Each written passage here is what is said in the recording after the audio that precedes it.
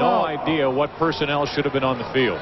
And you know you got to call a timeout when Kurt Govea, the 54, the linebacker, is coming out of the game. 2nd and goal from the 1. Barry, they caught you from the sideline. Timeout, Philadelphia. 2nd down and goal from the 1. Inside handoff, centers, touchdown, Arizona. Larry Centers able to get into the end zone, his 4th touchdown of the year, and Arizona adds to its lead. No one this season has remarked on the creativity of the Arizona offense, but that right there was a very creative play. It was a nice counter, and when you expect it to be a lead play with Centers leading up for Garrison Hurst, all of a sudden they come back the other way on the counter. Now leading 12-0. The Arizona offense will stay on the field, and the Cardinals will go for 2.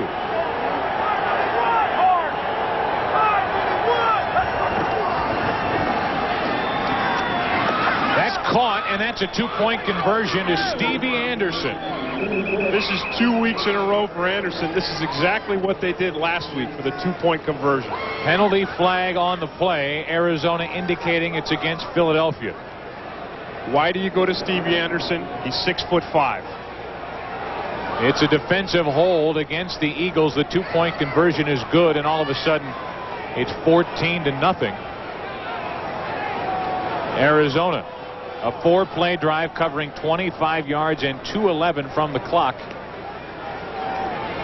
And the Cardinals are leading 14-0 with a lot of time left in the first half. Holding 45 defense. The try is good, 2 points.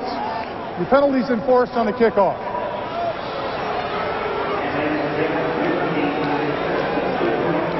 Stevie Anderson, you're going to see him on the left-hand side of the screen, number 82, and there he is. He's 6'5". He leaps up against Barry Wilburn and comes down with it with that height.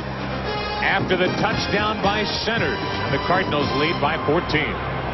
Faced with a 4th and 3, Ray Rhodes needing a jump start to this offense and to this game decides to go for it. Well, he does. When you're down 14-0 and you expect to be up 14-0 at this point, you just pull out the stops and go for it. So 4th and 3, and the 4th down defense for Arizona, not bad. 5th in the NFL. From the Arizona 40, 4th down and 3 for the Eagles, down by 14.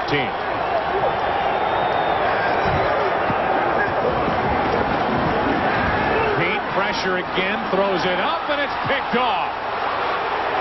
Picked off and into Philadelphia territory. Seth Joyner comes down with it. And the 3rd turnover of the day for the Eagles comes on 4th and 3. I can tell you that Rodney Peete expected on 4th down for the Arizona Cardinals to come with an all-out blitz. And then it felt like a blitz because Joyner was on him right away. And I really believe that's why Peete dumps this ball off so quickly and so poorly. See, he feels the immediate pressure of Joyner, and he sees guys in his face, and he just tosses that ball up. Actually, it's Joyner who picks it off. It's Clyde Simmons who put the pressure on him. And once again, the Eagles have got to address Barrett Brooks and Clyde Simmons, because that's a problem that is not going to go away. And now from right at midfield, the Arizona offense takes over, and Craig airs it out for Rob Moore. Fights off the defender and makes the catch. Getting physical with Bobby Taylor. And a catch inside the 25, and the Cardinals planned on beating up Bobby Taylor today. This is one thing. We talked to Ted Plum yesterday, and he said, hey, Bobby Taylor may have held up against Michael Irvin, but last week in the Dallas game, Bobby Taylor knew he had double coverage on Irvin. He had help on every play. Now, we don't believe that the Philadelphia Eagles are going to double cover our receivers every play. So Taylor is going to be back in an isolated situation, and we're going to go after him. Gain of 27, 1st down inside the Philadelphia 25.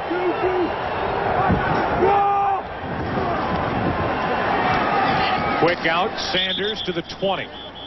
A McDonald's game break and Atlanta update from Hollywood and James Brown. Hey, Joe, and Atlanta win with some help. They're in the playoffs. They're on their way. Shovel pass to Ironhead. Hayward Touchdown run by the big fella. 79 total first half yards.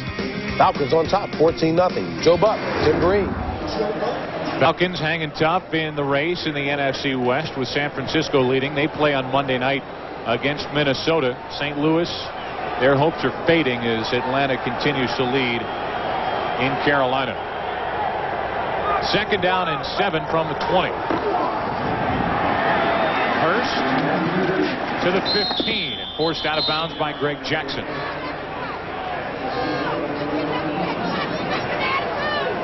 Again, on that interception, you see the look. It looks like a blitz, and then Pete feels the heat, but it's Joyner who's not in a blitz. He's in coverage. Now watch it. Everybody's up, and then they drop back into coverage. And Rodney Peete just does not account for Seth Joyner right there because he shouldn't be there. By all rights, the way Pete read it, Joyner was going to be coming on the blitz. Joyner there to make the interception, and now the Arizona offense moving inside the 15, and they have a 3rd and 2. Looked like Larry Tharp, the left tackle, left a little too soon. You know, we talked about Arizona wanting to run to the left side of their offense behind Tharp and Duval Love because of the matchups there. 71 offense, false start, 5 yards, repeat 3rd down. And the matchups are Larry Tharp, a 6'4", a 300-pounder against Mike Mamula, the rookie defensive end who is undersized at 6'4", 252 pounds. That's a battle that Larry Tharp should be able to win. And then you've got Duval Love, who's the guard there. He's 290, and he's working on Ronnie Dixon, either Dixon or Kevin Johnson. And they feel like Duval Love really is their best offensive lineman, and he is. Now 3rd and 7 for Arizona.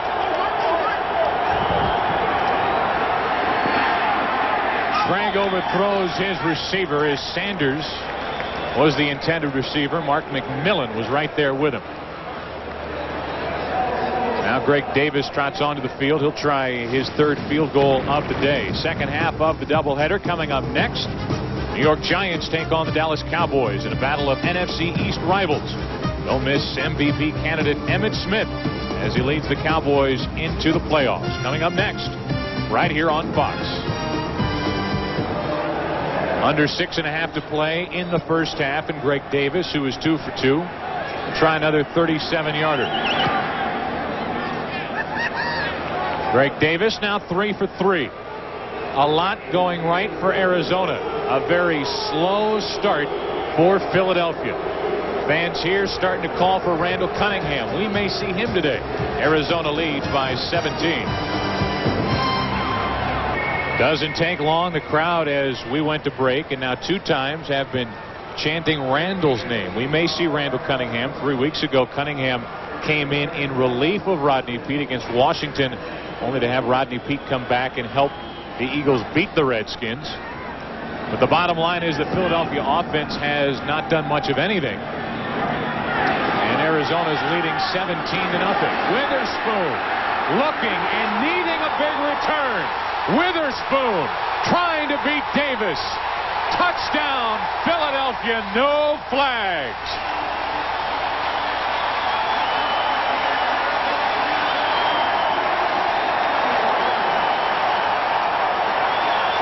You want to get it pumped up.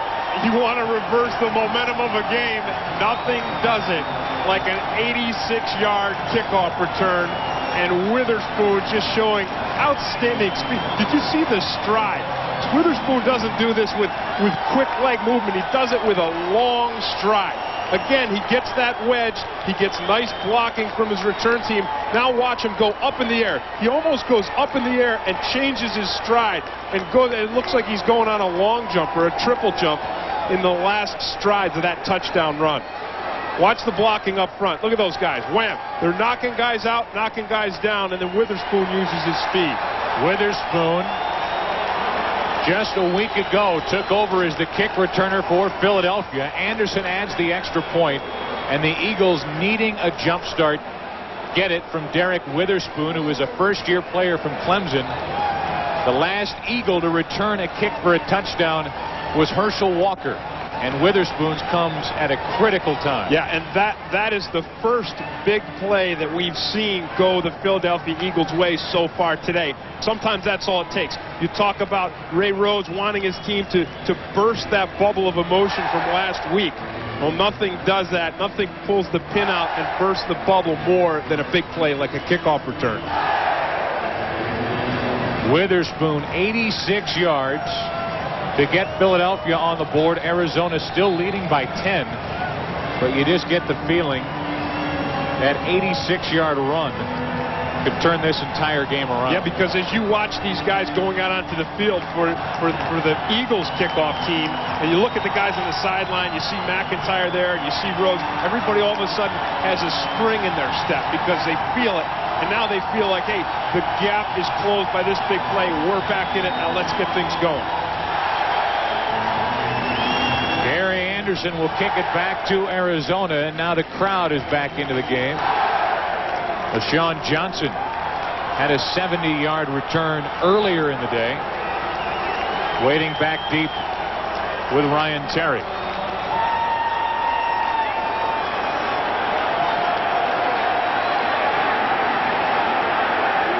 This is Terry from inside the 5.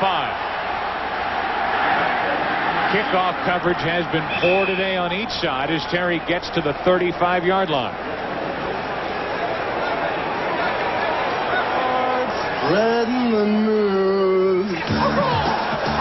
It's Thomas Hayden Church from Wings like you've never seen him before.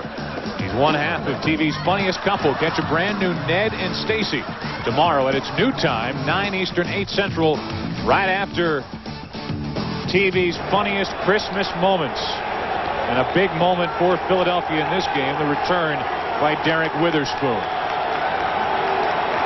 And a return like that can get this defense charged up, which is exactly what Philadelphia needs. Yeah, because this defense is got to be starting to get tired.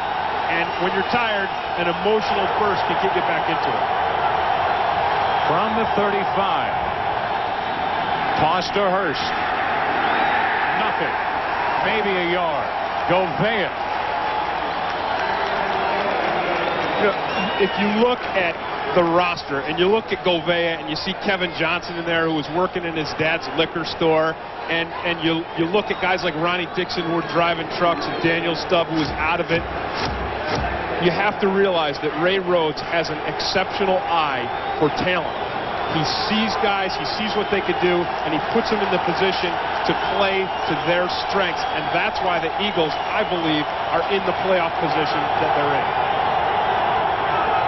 2nd down and 9. Quick slant to Moore, incomplete, and Bobby Taylor was right there with him.